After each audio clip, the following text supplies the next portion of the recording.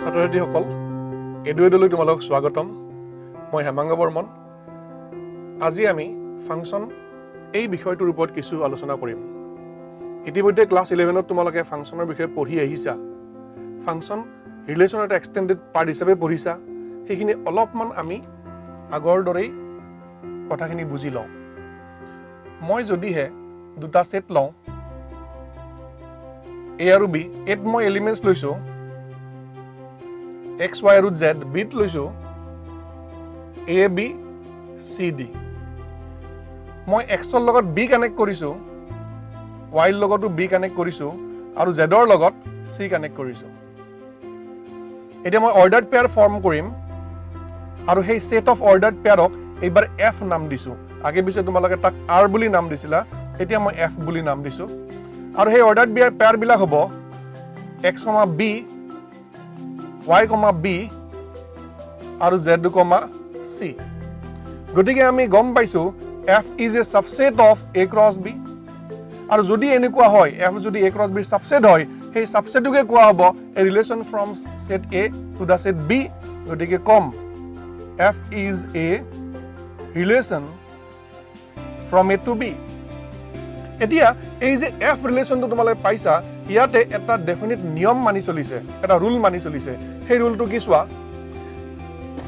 এত থকা for every element in the set A there exists one image and that image is unique that means for every x ইয়াতে মই এটা element লৈছো x লৈছো আৰু সেই x ৰ ইমেজ মাত্ৰ এটাই দুটা নাই বা তিনটা নাই y ৰ ইমেজ কেইটা আছে এটাই আছে মাত্ৰ এটা আছে ঠিক তেনেকে z ৰ ইমেজ মাত্ৰ এটাই আছে গতিকে ইয়াত থকা এটা এলিমেন্ট b ৰ মাত্ৰ এটা এলিমেন্টৰ লগতে ৰিলেটেড হৈ আছে এটাতকৈ বেছি এলিমেন্টৰ লগত ৰিলেট হোৱা নাই তানে x ৰ পৰা মাত্ৰ এটাই এৰো ওলাই গৈছে এটাতকৈ বেছি এৰো ওলাই যোৱা নাই লগতে দেখিছা ইয়াত কোনো ধৰণৰ ফ্ৰী এলিমেন্ট নাই এই সেটত থকা প্ৰত্যেকটা এলিমেন্টৰ কাৰণেই আমি বিট এটা এটা এলিমেন্ট পাইছো আৰু কানেকশনটো এস্টাবলিশ হৈছে যদি এনেকুৱা ঘটনা ঘটে যে ইয়াত থকা এটা এলিমেন্টৰ মাত্ৰ এটা ইমেজ আছে লগতে ইয়াত কোনো ধৰণৰ ফ্ৰী এলিমেন্ট নাথাকে তেতিয়া হলে সেই যেটো ৰিলেচন পাইছো সেই ৰিলেচনটোক আমি কম ফাংচন বুলি গতিকে ক'ব পাৰিম f is a function from a to b কেইটামান উদাহৰণ দিব বিচাৰিছো এৰো ডায়াগ্ৰাম দিম চাবা a আৰু b দুটা সেট লৈছো এই ডট বিলাকেৰে এটা এটা এলিমেন্ট বুজিবা তোমালোকে এতিয়া এইটোৰ লগত এইটো কানেক্ট কৰিছো এইটোৰ লগত এইটো কানেক্ট কৰিছো এইটোৰ লগত এইটো কানেক্ট কৰিছো আৰু এইটো কানেক্ট কৰিছো মই সুধিছো যে এইটো যেটো কানেকশন এই যে এৰো ডায়াগ্ৰাম ই এটা ফাংচন বুজাব নে নুবুজাব তোমালোকৰ এনসাৰ হ'ব যে এই ফাংচন নুবুজায় কিয় নুবুজায় মই কোৱা ডেফিনেশনটো আছিল যে ইয়াত থকা এটা এলিমেন্টৰ কাৰণে মাত্ৰ এটা ইমেজ হ'ব পাৰে দেখিছা ইয়াৰ এটাৰ পৰা কিন্তু দুটা এৰো গুছি গৈছে যেটো সম্ভৱ নহয় ফাংচনৰ ক্ষেত্ৰত আকৌ এটা উদাহৰণ লৈছো মই ইয়াত চাৰিটা এলিমেন্ট লৈছো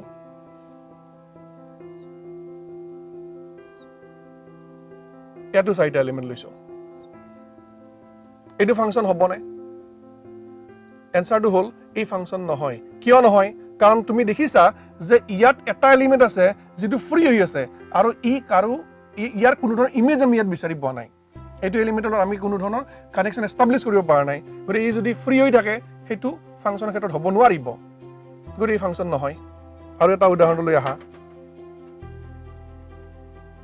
এইটো ফাংচন হ'ব নে তলে চোৱা ইয়াত থকা এই এলিমেন্টৰ ইমেজ এটাই আছে এইটো এলিমেন্টৰ ইমেজ এটাই আছে এইটো এলিমেন্টৰ ইমেজ এটাই আছে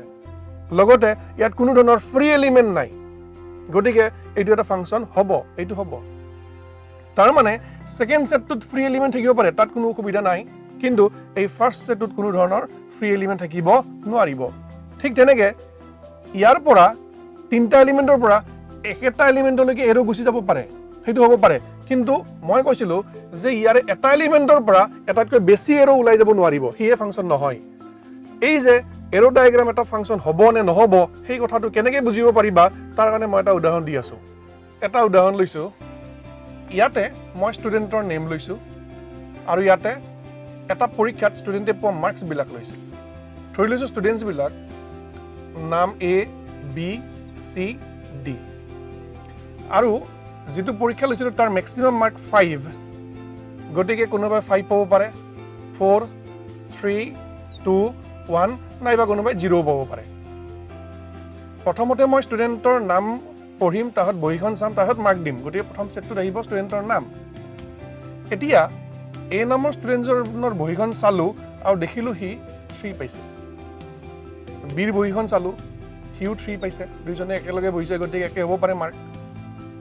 C নম্বৰ ষ্টুডেণ্টজনৰ বহিখন চাই দেখিলো হি 2 নম্বৰ পাইছে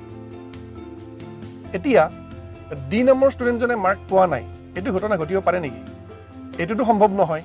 কাৰণ D নম্বৰ ষ্টুডেণ্টজনে যেটো পৰীক্ষাটো দিছে বহিখন চাই পেলাই মই কিবা এটা মাৰ্ক দিব লাগিব আৰু দেখিলো যে হি 0 পাইছে এটো সম্ভৱ তানে গম পালা যে ইয়াতে ফ্ৰী এলিমেন্ট থাকিব নোৱাৰিব এটো উদাহৰণৰ পৰা হেতু কথা গম পালো আৰু এটা কথা চোৱা ইয়াত ফ্ৰী এলিমেন্ট থাকিব পাৰে নে থাকিব পাৰে কাৰণ 5 নম্বৰ 5 মাৰ্কটো কোনো ষ্টুডেণ্টে পোৱা নাই 4 বা 1 কোনোৱে পোৱা নাই হেতু সম্ভৱ ইয়াত এটো পসিবল মাৰ্ক হ'ব পাৰে ইয়াত থাকিব পাৰে ফ্ৰী এইটো হ'ব পাৰে নেকি যে D এ 0 পাইছে আৰু D নম্বৰ ষ্টুডেণ্টজনে বেলেগ এটা 4 পাইছে D এ 4 পাইছে এটোটো হ'ব নোৱাৰে এজন ষ্টুডেণ্টই যেটো মাৰ্ক পাইছে হেতু এবাৰ পাইছে নে পালে হি 0 পাইছে তাহত হি আৰু বেলেগ মাৰ্ক পাব নোৱাৰে তাৰ মানে ইয়াতে এটা এলিমেন্টৰ পৰা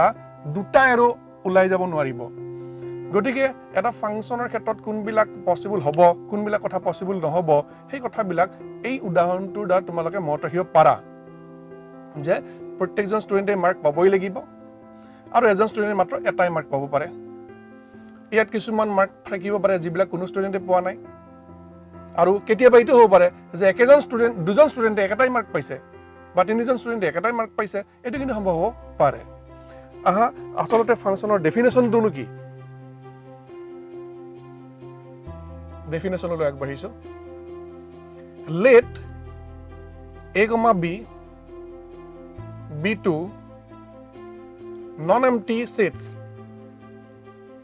then a rule f আমি ৰুলটোৰ নাম দিছো f which associates to each x belongs to a unique element y belongs to b such that fx equal to y is said to be a function from a to b আৰু ইয়া কেনেকৈ লিখো we write f from a to b is a function defined by fx equal to y এই কথাটোকে আমি আকি দেখাব পাৰো a আৰু b দুটা সেট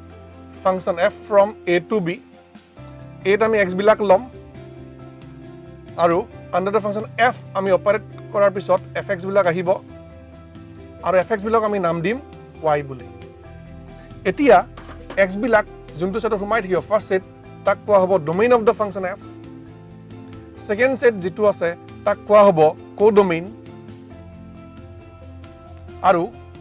y বিলাক বা ইমেজ বিলাক যোনটো সেট সোমাই থাকিব তাকে কোৱা হ'ব ৰেঞ্জ অফ f বুলি আসলতে আমি যে কৈছিলো f from a to b defined by fx equal to y এই কথাখিনিৰ পৰাই আমি এই ডায়াগ্ৰামটো এনেকৈ বুজিব পাৰো আসলতে আমি ফাংচন এটাক মেচিনৰ দৰে ভাবিব পাৰো এটা যেন মেচিনৰ দৰে কাম কৰে এটা ফাংচনে ধৰি লৈছো এটা মেচিন আছে ইয়াত কিবা কিবি হ'ব কিবা ঘটনা ঘটিব ইয়াতে মই ইয়াতে কিছুমান এটো এটা বস্তা সেই বস্তাত মই ধান লৈছো বস্তাৰ পৰা মই ধানবিলাক এই মেচিনত মই দিম মেচিনটো দিয়াৰ পিছত হি নিজৰ কামবিলাক কৰাৰ পিছত যেটো আউটপুট ওলাব সেই আউটপুটটো ইয়াতে মই ভৰাই থম আৰু মই কলো সেই আউটপুট বিলাক চাউল হিচাপে ওলাল এই যে মেচিনটোৱে কাম কৰিলে আৰু ধানৰ পৰা চাউল হৈ আউটপুট বিলাক পালো আসলতে আমি ধান বিলাক টানে আমি x বিলাক ইনপুট হিচাপে দিছিলো অপাৰেট হৈছে মেচিনটোত আৰু অপাৰেট হৈ পেলাই যিটো ওলাল আউটপুট সেই চাউলবিলাক আৰু সেইবিলাকে আমি মাত্ৰ y বুলি গম পাইছিলোঁ আৰু এই মেচিন যিটো আছিলে সেই মেচিনটো আমি আসলে নাম দিছিলোঁ আমাৰ আগৰ ডেফিনেশ্যনত f বুলি আমি এনেকৈ ভাবিব পাৰোঁ কথাখিনি এতিয়া তোমালোকে ক্লাছ 11ত ফাংচন আৰু ইহঁতৰ গ্ৰাফ শিকিছিলা ৰিয়েল ফাংচন আৰু ইহঁতৰ গ্ৰাফ সেই গ্ৰাফবিলাকৰ পৰা কোনবিলাকে ফাংচন বুজায় কোনবিলাকে নুবুজায় সেইটো কথা জানিবৰ কাৰণে এটা টেষ্ট আছে সেইটোক আমি কওঁ ভাৰ্টিকেল লাইন টেষ্ট বুলি এটা উদাহৰণ দিছো y = x স্কয়াৰ তাৰ কাৰণে গ্ৰাফডাল তোমালোকে মনত আছে প্যাৰাবোলিক গ্ৰাফ এটা ল'ব এইটো আৰু এটা উদাহৰণ লওঁ y = sin x ইয়াৰ গ্ৰাফো তোমালোকে জানা ৱেভ গ্ৰাফ এটা ওলাই আৰু কিবা এটা এনে এটা গ্ৰাফ লৈছো যিকোনো এটা গ্ৰাফ ললো কিবা এটা গ্ৰাফ এইটোৱেই বা আমি আৰু এটা বেলেগ ধৰণৰ গ্ৰাফ ললো এনেকে এটা এই গ্ৰাফডাল এটা ফাংচন বুজাবনে গ্ৰাফডালে এটা ফাংচনৰ গ্ৰাফ বুজাবনে ই এটা ফাংচনৰ গ্ৰাফ বুজাবনে বা ইহঁতে এটা ফাংচনৰ গ্ৰাফ বুজাবনে সেইটো আমি চাব বিচাৰিছো তাৰ কাৰণে আমি এটা কাম কৰিব লাগিব আমি এডাল ভাৰ্টিকেল লাইন আঁকিব লাগিব x axis y axis or parallel হোৱাকে বা x axis or perpendicular হোৱাকে যদিহে এই গ্ৰাফডালে এই লাইনডালক এক্স্যাক্টলি এটা পইণ্টত ইন্টাৰসেক্ট কৰে তেতিয়া হলে আমি কম যে এই গ্ৰাফডালে এটা ফাংচন বুজাব ইয়াতে যিমানে ভাৰ্টিকেল লাইন ড্ৰ নকৰা কিয় প্ৰত্যেকডাল ভাৰ্টিকেল লাইনে এই গ্ৰাফডালক মাত্ৰ এটা পইণ্টতে ইন্টাৰসেক্ট কৰি আছে গতিকে এই গ্ৰাফডালৰ পৰা আমি এটা ফাংচন পাম ইয়াতো ঠিক তেনেকে যিমানে ভাৰ্টিকেল লাইন আঁকিবা প্ৰত্যেকডাল ভাৰ্টিকেল লাইনে এই গ্ৰাফডালক এটা পইণ্টত ইন্টাৰসেক্ট কৰি আছে তাৰ মানে এই গ্ৰাফডালৰ পৰা আমি এটা ফাংচন পাম কিন্তু ইয়াত দেখিছা যদিহে আমি এডাল ভাৰ্টিকেল লাইন আঁকিবলৈ যাওঁ তেতিয়া এই গ্ৰাফডালক এই ভাৰ্টিকেল লাইনডালে দুটা পইণ্টত ইন্টাৰসেক্ট কৰিছে তেতিয়া হলে আমি কম যে এই গ্ৰাফডালৰ পৰা আমি এটা ফাংচন ডিফাইন কৰিব নোৱাৰো কাৰণ তোমালোকে জানা যে এইটো হল এই পইণ্টৰ কাৰণে x আৰু এইখিনি হ'ব এই পইণ্টৰ কাৰণে y মই এটা y1 বুলি কলো ঠিক তেনেকে এইটো x ৰ কাৰণে এই পইণ্টত আমি নাম দিছো y2 বুলি এতিয়া এই পইণ্টটো হ'ব প্ৰথমতে x, y1 আৰু এই পইণ্টটো হ'ব x, y2 তাৰ মানে যদিহে x টো ইয়াতে লওঁ x ৰ ইমেজ এবাৰ পালো y1 আৰু x ৰ ইমেজ পালো এবাৰ y2 যেটো সম্ভৱ নহয় কাৰণ এটা এলিমেন্টৰ ইমেজ মাত্ৰ এটাই হ'ব পাৰে ঠিক তেনেকে ইয়াতেও যদি আমি এডাল ভাৰ্টিকেল লাইন আঁকো তেতিয়া হলে একেটা x ৰ কাৰণে y ভ্যালু বেলেগ বেলেগ তিনটা আহি আছে তিনটা পইণ্টত y ভ্যালু তিনটা বেলেগ বেলেগ আহি আছে কিন্তু প্ৰত্যেকটা পইণ্টৰ কাৰণে x ৰ ভ্যালু একেটাই যেটো ঘটনা ঘটিব নোৱাৰে এটা x ৰ কাৰণে তিনটা